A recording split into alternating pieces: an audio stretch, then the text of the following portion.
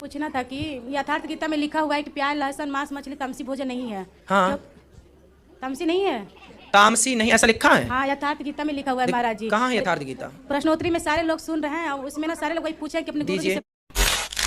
अस्सलामुअलैकुम दोस्तों, इस हिंदू बहन ने इस हिंदू पंडित को लगाया फटकार। अनिरुद्ध आचार्य, इस हिंदू पंडित का नाम है अनिरुद्ध आचार्य। सवाल करने के दौरान इस हिंदू बहन ने पूछा, हमारे हिंदू धर्म के मुताबिक मछली या गोश्त खाना जायज है। गीता में लिखा है गोश्त या मछली खाना जायज है, तो आप लोग क्यों कहते हैं कि मछली खाना हमारा धर्म में हराम है? प्रश्न करने के दौरान दोनों आपस में हो गए बहस। हिंदू धर्म के मुताबिक मछली या गोश्त खाना जायज है या नहीं, हम इस वीडियो में जानेंगे। डॉक्टर जाकिर नायक सर से भी जानेंगे और हिंदू पंडित से भी जानेंगे। तो देखते हैं इन दोनों ने क्या कहा इस बारे में। चलिए देखते हैं।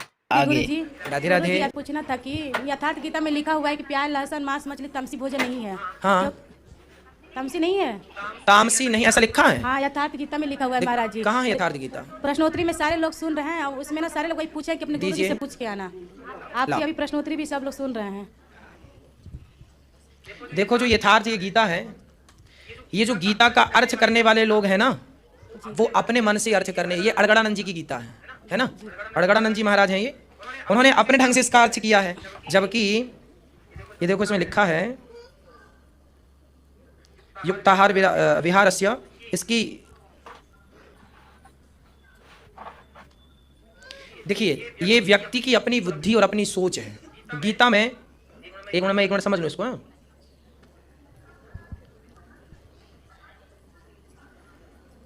हाँ, गीता के अनुसार, इसमें देखो, इसके अनुसार ये पढ़ रहे हो जो उसमें लिखा है इन्होंने कि रसयुक्त चिकना और स्थिर रहने वाला भोज्य पदार्थ सात्विक है। लंबी आयु, यही ना, लंबी आयु, अनुकूल बल बुद्धि बढ़ाने वाला आरोग्यवर्धक पदार्थ सात्विक है। स्वभाव से हृदय को प्रिय लगने वाला भोज्य पदार्थ सात्विक है। अतः किसी खाद्य पदार्थ को घटाना बढ़ाना नहीं, परिस्थिति परिवेश तथा देशकाल के अनुसार जो भोज्य वस्तु स्वभाव से प्रिय लगे और जीवनी शक्ति प्रदान करे वह सात्विक है।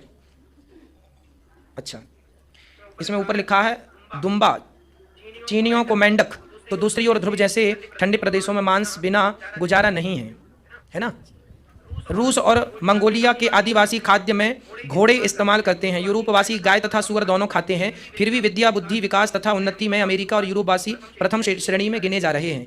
ये इन्होंने बताया है कि वहाँ पे लोग खाते हैं, खाना चाहिए, ये इसमें नहीं लिखा है? इस वाले पेज में महाराज जी लिखा हुआ है। कहाँ? थोड़ा यहाँ जाइए,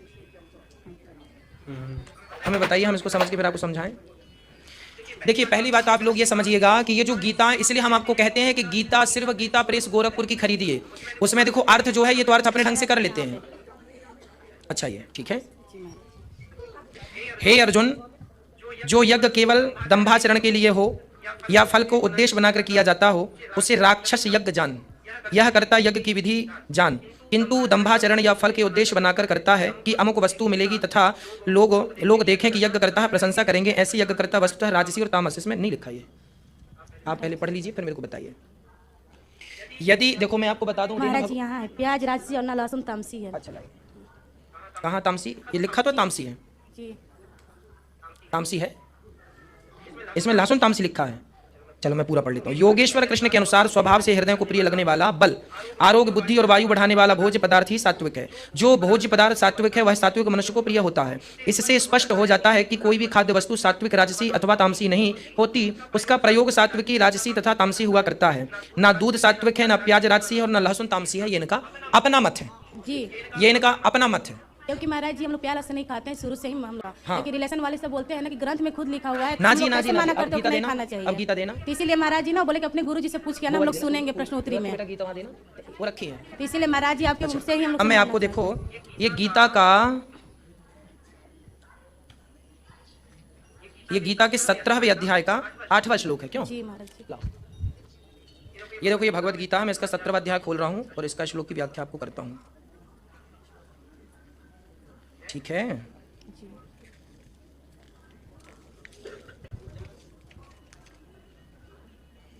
8वां श्लोक है।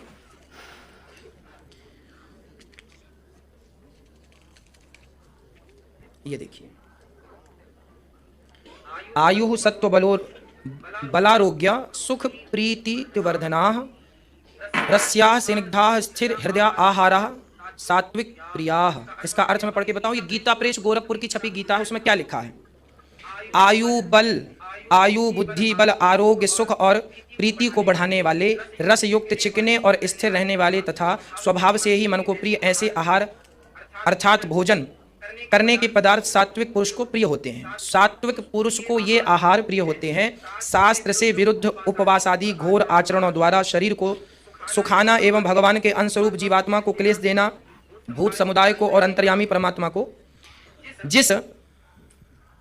जिस भोजन का सार शरीर में बहुत काल तक रहता है उसको स्थिर करने वाला कहते हैं। यहाँ देखिए इस गीता में कहीं भी ये बात नहीं कही गई। ये गीता इसलिए हम आपको कहते हैं कि शास्त्र जो पढ़ें वह भी अच्छे पढ़ें। गलत व्यक्ति के हाथ से लिखे हुए शास्त्र तो वो अपने ढंग की व्याख्या करेंगे, अपने मन की बातें डालेंगे। इसलिए गीता प्रेस गोरखपुर से जो छपी पुस्तकें हमारे हिंदू धर्म की हैं वही वास्तविक में प्रमाणित चीजें हैं। ठीक है, ये जो यथार्थ गीता है, ये देखो श्रीमद् भगवत गीता, ये गीता प्रेस गोरखपुर की है। इसका ये अर्थ ये देखो इसमें लिखा है, आप पढ़ लेंगे। गीता प्रेस की और तत्व विवेचनी गीता आती है बड़ी, उसमें इसका पूरा विवरण, इस श्लोक की व्याख्या 5 पन्नों में है। मेरे पास वो पुस्तक भी है जो उसकी व्याख्या 5 पन्नों में है। तो इसमें जो लिखा है ये अड़गड़ानंद जी की गीता है, यथार्थ गीता इन्होंने लिखी है। मतलब गीता लिखने का क्या है, श्लोक वही रहते हैं पर उन श्लोकों की जो व्याख्या है वो अपने मन से की जाती है। मैंने अपने मन से कर दी तो मेरी गीता होगी, आपने अपने मन से कर दी वो आपकी है, वही भगवत गीता, पर व्याख्याएं अलग अलग हैं। ठीक है। और मैं लक्ष्मी पुजारी साउथ इंडियन हूँ और मेरा एक ही सवाल है आपसे, क्या हिंदू धर्म में मच्छी खाना कोई गुनाह है? मैंने पूछा है कि हिंदू धर्म में मच्छी खाना गुनाह है क्या? मच्छी खाना गुनाह नहीं है, बल्कि इसके बारे में जिक्र किया गया है। अगर आप पढ़ेंगे महाभारत अनुशासन पर्व चैप्टर नंबर 88, उसमें जब युधिष्ठिर पूछते हैं भीष्म से कि हम यज्ञ में पूजा में क्या देंगे ताकि हमारे परदादा खुश होंगे, तो भीष्म जवाब देते युधिष्ठिर से। युधिष्ठिर पांडवों के सबसे बड़े भाई होते, तो भीष्म जवाब देते युधिष्ठिर से, अगर आप भाजी पाला देंगे तो हमारे परदादा 1 महीने के लिए संतुष्ट रहेंगे। अगर मछली देंगे तो 2 महीना, गोश्त देंगे तो 3 महीना, खरगोश देंगे तो 4 महीना, बकरा देंगे तो 5 महीना, सुअर देंगे तो 6 महीना, अगर बर्ड्स परिंदे देंगे तो 7 महीना, हिरन देंगे तो 8 महीना, अगर बफेलो देंगे तो 11 महीना, और अगर गाय देंगे तो पूरे 1 साल। पूरा मेन्यू दिया है, उसमें मछली भी दी गई है। तो इस्लाम में मछली खाने की इजाजत है, हिंदुइज्म में भी। ये गलतफहमी लोगों को दिगर मज़ाहिब से मिली। इसका पूरा जवाब जानने के लिए हिंदुइज्म में किस तरीके से आया, आप मेरी कैसेट देख सकते हैं, is non vegetarian food permitted और प्रोहिबिटेड फॉर ह्यूमन बीइंग। क्या गोश्त खाना, उसमें मछली भी आती है, इंसानियत के लिए हराम है कि हलाल है? आप बहन इस्लाम के बारे में जानती है? नहीं। आपने इस्लाम का मुताला किया है? नहीं किया है। तो मेरी दरख्वास्त है कि आप कुरान मजीद का तर्जुमा पढ़िए और इस्लाम को जानिए। इंशाअल्लाह मैं दुआ करता हूँ अल्लाह ताला आपको हिदायत दे। मैं दरख्वास्त करूँगा मेरे अहलिया से कि इस बहन को भी कुरान मजीद का तर्जुमा दे ताकि इस्लाम के बारे में जाने, दीन हक के बारे में जाने और अमन के बारे में जाने।